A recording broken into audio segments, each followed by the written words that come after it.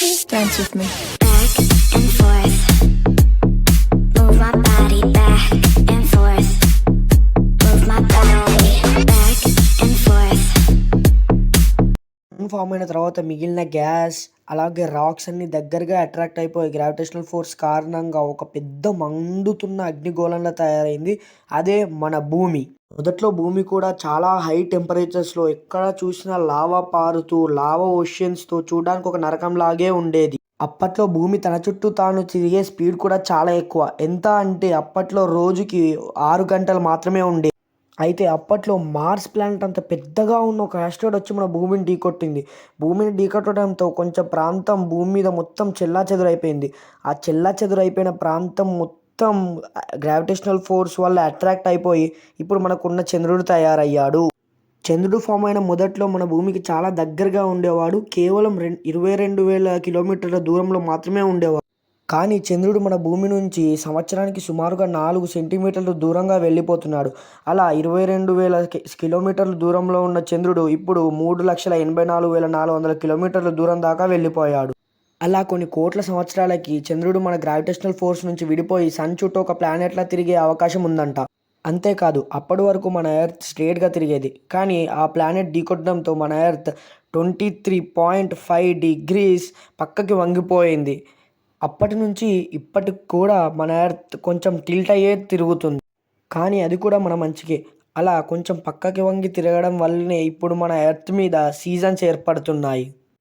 ఇది ఇలా ఉండగా భూమి లోపల ఉన్న లావా అంతా భూమి మీద ప్రవహిస్తూ భూమి మీద సుమారుగా 1000 డిగ్రీల సెల్సియస్ వరకు ఉండేది. అలాగే భూమి మొత్తం లావాతో కవర్ అయ్యే ఒక బాల్లా ఉండేది.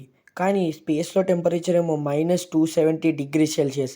దానివల్ల మన భూమి మీద ఉన్న లావా చల్లబడి ఒక లేయర్లా ఫామ్ అయింది. అలాగే ఆ టైంలో మన భూమి మీద మొత్తం హైడ్రోజన్ అలాగే లావాలోంచి రిలీజ్ అయ్యే కార్బన్ డైఆక్సైడ్ మీథేన్ గ్యాసెస్తో నిండి ఉండేది. ఇది ఇలా ఉండగా ఒక లైఫ్ ఫామ్ అవ్వాలంటే కావాల్సింది వాటర్. కానీ అప్పట్లో మన భూమి మీద వాటర్ లేవు. ఇది ఇలా ఉండగా స్పేస్లోంచి ప్రతిరోజు కొన్ని లక్షల ఆస్ట్రాయిడ్స్ భూమిని ఢీకొట్టడం జరిగింది. ఈ ఆస్ట్రాయిడ్సే మన ఎర్త్ మీదకి వాటర్ని తీసుకొచ్చాయి. ఈ ఆస్ట్రాయిడ్స్ లోపల ఉన్న ఐస్ పార్టికల్స్ అలాగే వాటి మధ్యలో ఉన్న వాటర్ మన భూమి మీదకి చేరుకోవడం మొదలైంది.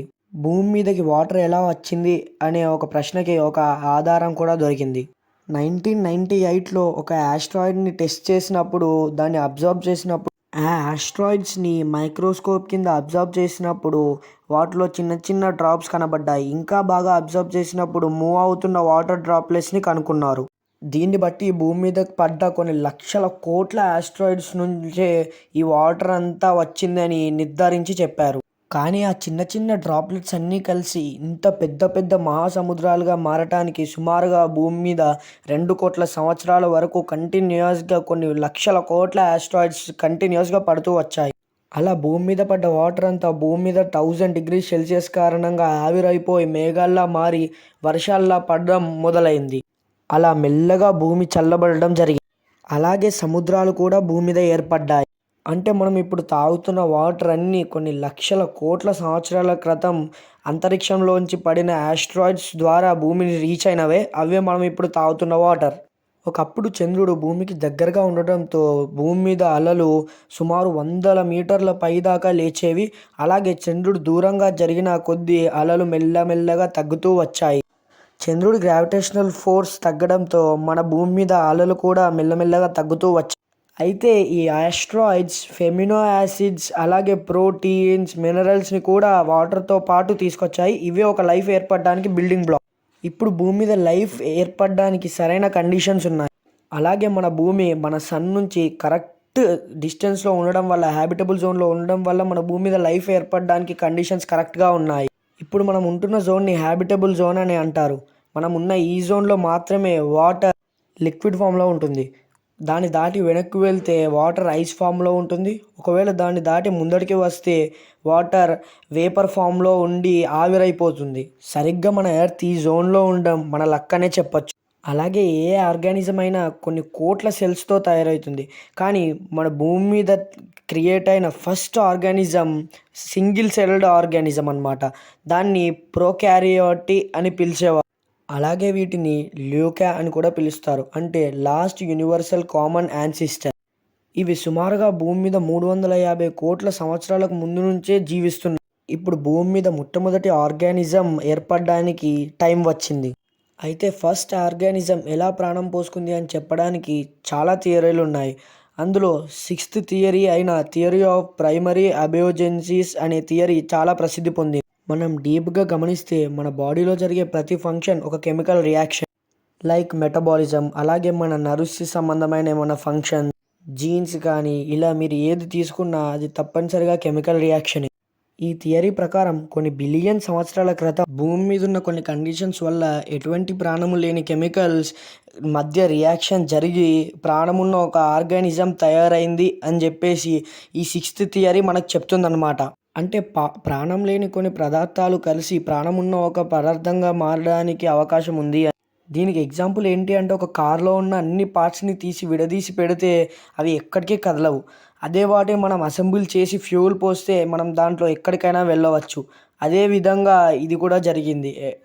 అలాగే హైడ్రోజన్, కార్బన్, వాటర్, ఫాస్ఫరస్, అలాగే ఆస్ట్రాయిడ్స్ నుంచి పడ్డ మినరల్స్, ప్రోటీన్స్ అన్నీ కలిసి ఒక సింగిల్ సెల్డ్ ఆర్గానిజంగా మారాయని ఈ థియరీ మనకు చెప్తుంది. అందుకే ఈ థియరీ ఎక్కువ పాపులర్ అయింది. అయితే ఈ మొట్టమొదటి ఆర్గానిజం సముద్ర గర్భంలో ఉన్న హైడ్రోడ్వెట్స్ అనే ప్లేస్లో ప్రాణం పోసుకుందని మనకు సైంటిస్ట్ చెప్తున్నారు. సముద్రంలో నీరు భూమి గర్భం లోపల దాకా వెళ్ళి అక్కడ వేడి ఉండటం వల్ల సుమారుగా 400 degrees Celsius వరకు వేడెక్కి బయటకు వస్తున్నప్పుడు కార్బన్, మీథేన్, ఎమినో యాసిడ్స్ లాంటి వాటిని బయటకు తీసుకొస్తాయి. అలాగే మంచి కండిషన్స్, వెదర్ కండిషన్స్ వల్ల బహుశా ఇక్కడే మొదటి జీవి ఏర్పడి ఉండవచ్చని మనకు సైంటిస్ట్ చెప్తున్నారు. ఇలా వచ్చిన ఆర్గానిజం నుంచి బ్యాక్టీరియా, ఆర్కియా అనే 2 జీవులు బయటకి బై ప్రోడక్ట్స్లా వచ్చాయి. ఈ బ్యాక్టీరియాకు చెందినదే సయానోబ్యాక్టీరియా. అలాగే ఇదే ఫస్ట్ ఫోటోసింథటిక్ ఇదంతా జరిగేసరికి మన భూమి మీద ఇంకా ఆక్సిజన్, అలాగే ట్రీస్ కూడా మన భూమి మీద అప్పటికీ లేవు. అయితే ఈ సయానోబ్యాక్టీరియా అనే బ్యాక్టీరియా సన్లైట్ని అలాగే కార్బన్ డయాక్సైడ్ని ఉపయోగించి ఆక్సిజన్ని విడుదల చేయడం అంటే ఇప్పుడు జరిగే ఫోటోసింథటిక్ యాక్టివిటీస్ మన చెట్లు చేస్తే అప్పుడు ఆ సయానోబ్యాక్టీరియా చేసింది. దీనివల్ల మన భూమి మీద ఉన్న ఆక్సిజన్ లెవెల్స్ మెల్లమెల్లగా పెరగడం మొదలుపెట్టినాయి. ఇప్పుడు మన భూమి మీద ఇన్ని జీవులు ఉన్నాయి అంటే దానికి కారణం కేవలం సయానోబ్యాక్టీరియా అని. ఇక్కడ మీరు చూస్తున్న ఇవి రాళ్ళు కావు, వీటిని స్టమాటోలైన్స్ అని అంటారు. ఇదంతా కూడా కొన్ని కోట్ల సయానోబ్యాక్టీరియాతో ఏర్పడిన ఒక రాక్ లైక్ స్ట్రక్చర్. ఇవి కొన్ని వందల కోట్ల సంవత్సరాల నాటివి. అప్పటి నుంచి ఇవి ఆక్సిజన్ రిలీజ్ చేస్తూనే ఉన్నాయి. అలా మన భూమి మీద ఉన్న ఆక్సిజన్ మొత్తం వీటి వల్లే వచ్చిందని చెప్తుంటారు. అలా మన భూమి మీద ఆక్సిజన్ యాడ్ అయింది. అలాగే దీనివల్లే మన భూమి మీద మిగిలిన జీవులన్నీ రావడానికి గ్రౌండ్ తయారైంది. ఇలా ఏర్పడిన ఈ ఆర్గానిజమ్స్ నుండి బై ప్రోడక్ట్స్లా చాలా ఆర్గానిజమ్స్ రావడం వల్ల ఇప్పుడున్న బర్డ్స్, యానిమల్స్ అన్నీ తయారయ్యాయి. దీనిని ఎవల్యూషన్ అని పిలుస్తారు. ఈ ఎవల్యూషన్ గురించి తెలుసుకోవాలి అంటే ఫస్ట్ మనకి DNA అంటే ఏమిటో తెలిసి ఉండాలి. అలా ఒక సింగిల్ సెల్డ్ ఆర్గానిజం నుండి ఇవన్నీ జీవులు పరిణామం చెందాయి. ఇలాంటి మరిన్ని వీడియోస్ కోసం వెంటనే సబ్స్క్రైబ్ చేసుకోండి, అలాగే బెల్ ఐకాన్ ఆన్ చేసుకోండి. Hi friends, welcome to our channel atomic truths the facts. ఈరోజైతే మనం భూమి ఎలా పుట్టింది, అలాగే భూమి మీద లైఫ్ ఎలా పుట్టింది అనే చాలా విషయాలు తెలుసుకుందాం. వెంటనే సబ్స్క్రైబ్ చేసుకోండి ఫ్రెండ్స్.